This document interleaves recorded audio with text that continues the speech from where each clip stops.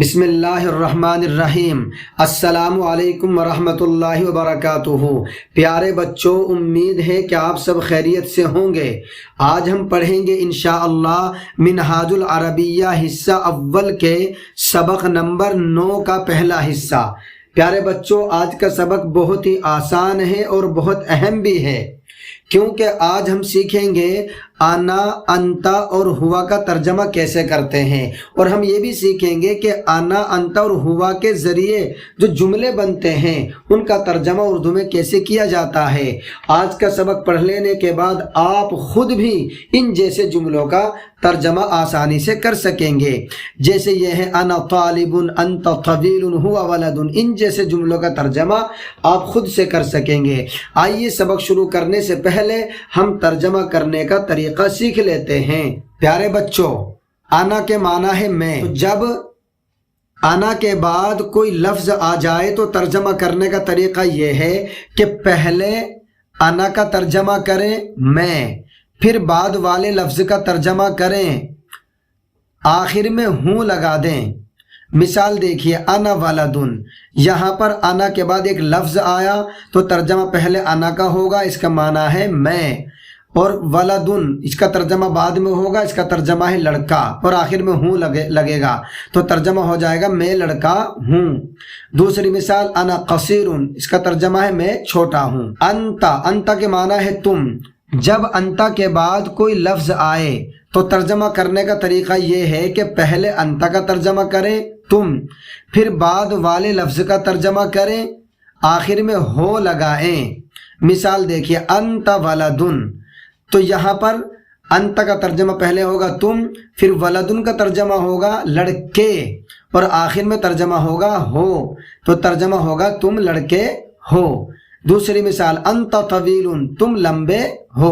ہوا کے معنی ہے وہ۔ جب ہوا کے بعد کوئی لفظ آئے تو ترجمہ کرنے کا طریقہ یہ ہے کہ پہلے ہوا کا ترجمہ کریں وہ، پھر بعد والے لفظ کا ترجمہ کریں اور آخر میں ہے لگائیں۔ مثال دیکھیے، ہوا واقفن، یہاں ہوا کے بعد ایک لفظ آیا ہے تو پہلے ترجمہ ہوگا ہوا کا وہ، پھر واقفن، واقفن کا ترجمہ ہے کھڑا، اور آخر میں ہے لگ جائے گا تو ترجمہ پورا ہو جائے گا وہ کھڑا ہے۔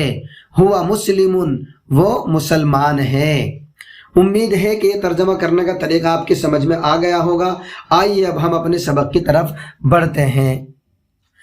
بسم اللہ الرحمن الرحیم۔ سبق نمبر 9۔ انا ولدن، میں لڑکا ہوں۔ انت ولدن، تم لڑکے ہو۔ انا قصیر، میں چھوٹا ہوں۔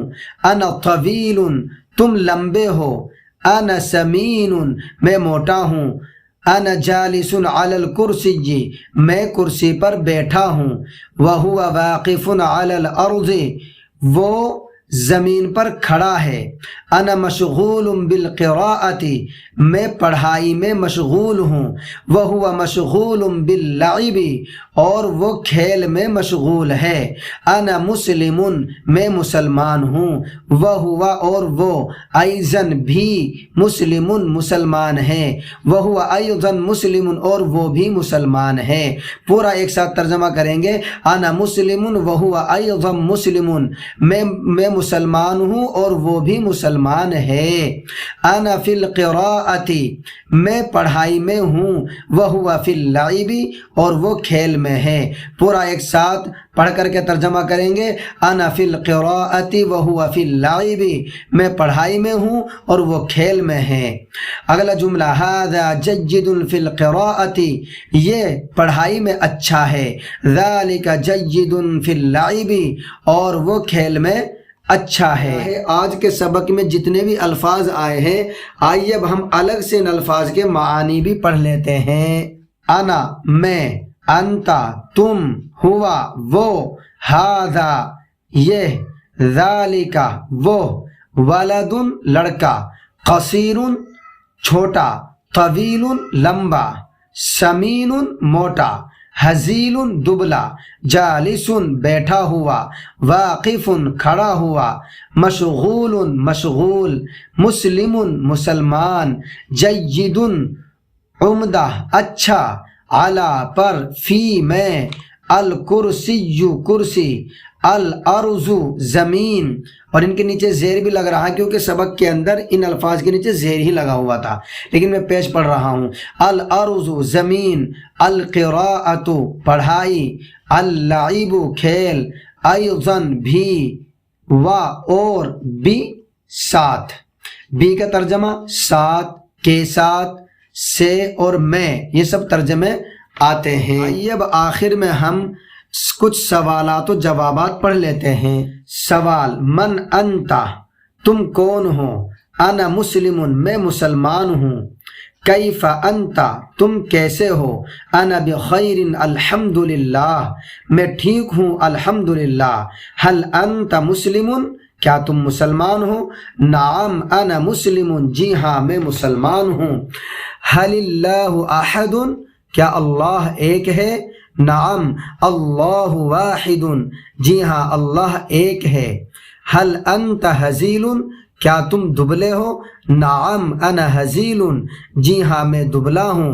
حل انت جید فی اللعب، کیا تم کھیل میں اچھے ہو؟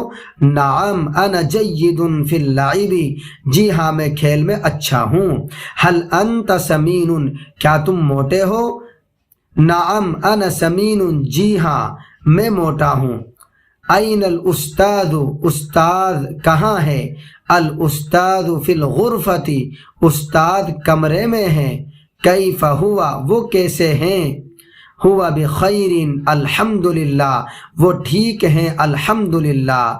آپ اس کو ترجمے کے ساتھ اسی طرح یاد کریں، جب یہ یاد ہو جائے ترجمے کے ساتھ پھر آپ اس طرح یاد کریں، من انت انا مسلم، کیف انت انا بخیر الحمدللہ، حل انت مسلم، نعم انا مسلم، حل اللہ احد، نعم اللہ احد، حل انت ہزیل، نعم انا ہزیل، حل انت جید فی اللعب، نعم انا جید فی اللعب، حل انت سمین، نعم انا سمین۔